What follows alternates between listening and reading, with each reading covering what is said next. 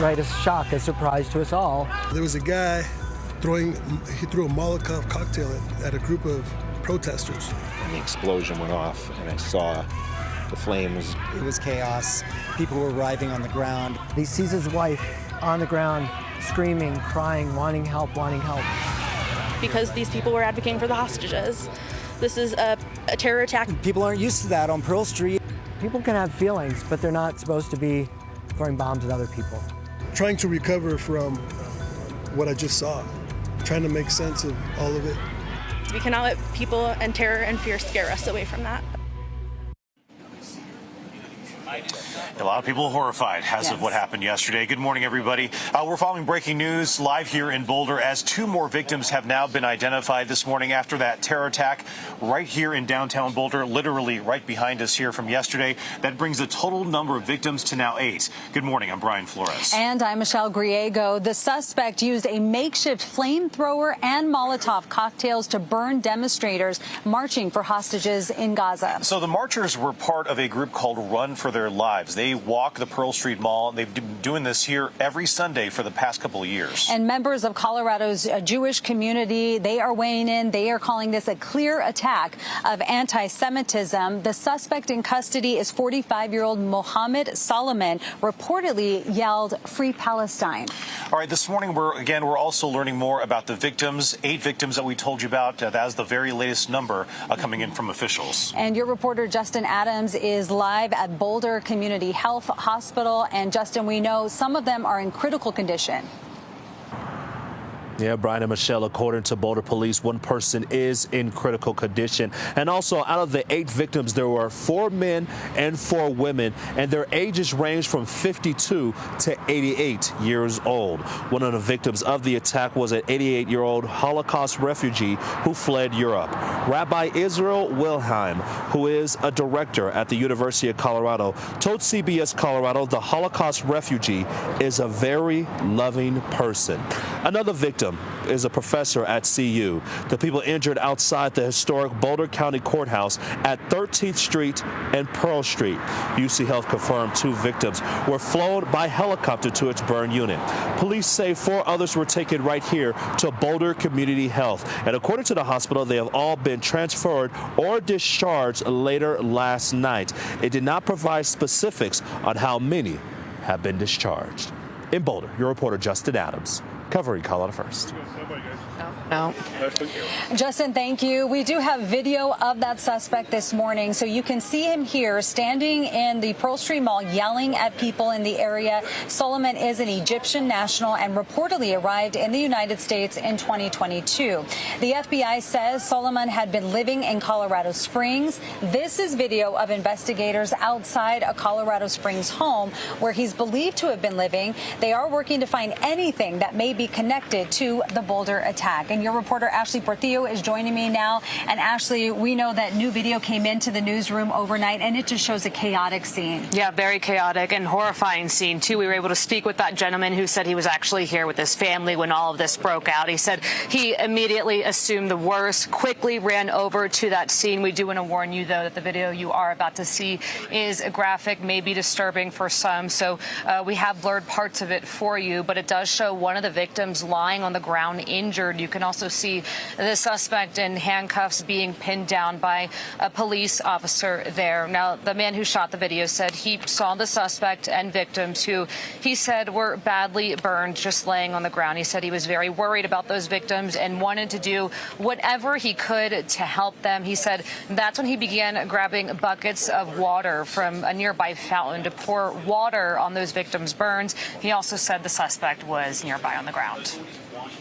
There's this guy who had these like 2 crafts of it looked like water crafts, but with like red cloth sticking out of it. So it was pretty obvious that he was like throwing Molotov cocktails, and because there's one that was exploded on the ground already. We were all kind of keeping our distance and kind of like a U shape like back around him, and he was kind of pacing erratically back and forth.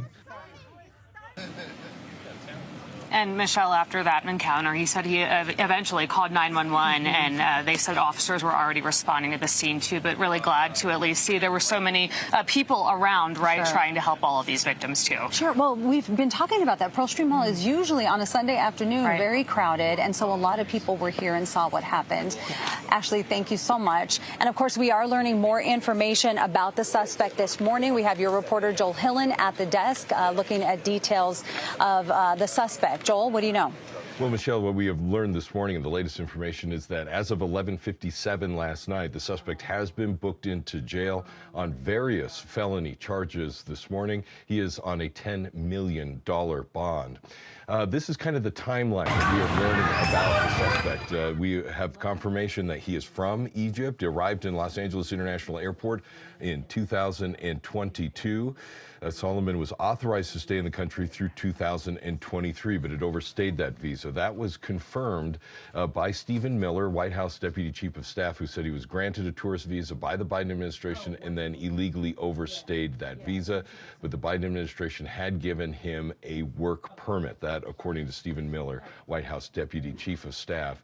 So, Brian and Michelle, what we are working to learn this morning, now that we have the booking information for him, is to get a booking photo, to get some of the arrest documents, and to learn more details about what unfolded in those minutes preceding the arrest and getting him into custody. Also, continue to work and dig to find the condition of the suspects, or of the victims, rather, in this. And our thoughts, of course, are with their families and with them as well. Yes, absolutely, 100%. All right, Joel, thank you so much. And as we continue to dig more into the suspect, as we know, and as you mentioned here, especially on a Sunday in Pearl Street in Boulder, it is a very crowded area. And those who were here at the time, they described this attack as just a chaotic and a brutal scene. Yeah, your reporter, Andrew Hobner, he did speak with people who were here and saw what happened. I just saw a big puff of smoke at first, and then I heard, and somebody said somebody screamed. It was a scream or something like that. The Molotov cocktail equivalent, the gas bomb in a glass jar, thrown. I saw it, a big flame as high as a tree, and all I saw was someone on fire.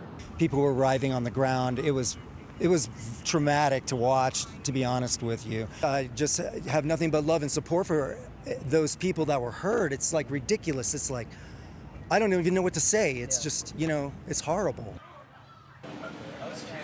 And we are learning more about the group targeted in that attack. The group is called Run for Our Lives. Now, that organizer did speak with CBS Colorado immediately after it happened. They recounted exactly the horrifying scene that they experienced on Sunday.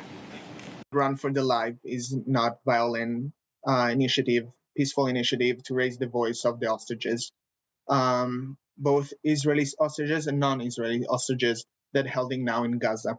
Who is the person who lead the group every week here is out of town, so she asked me to cover, and it started as usual.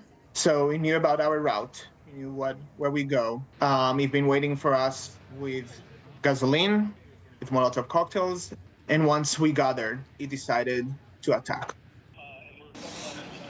And the organizer says there were several red flags before this attack happened. In fact, the group, he says, has been concerned about attacks recently, previously reached out to Boulder police as well, following the killings of 2 Israeli embassy employees in Washington, D.C. So, of course, continue following this terror attack all morning here on CBS Colorado Mornings. And you also find nonstop coverage on our website or stream it at cbscolorado.com. For now, we want to send it over to Alex.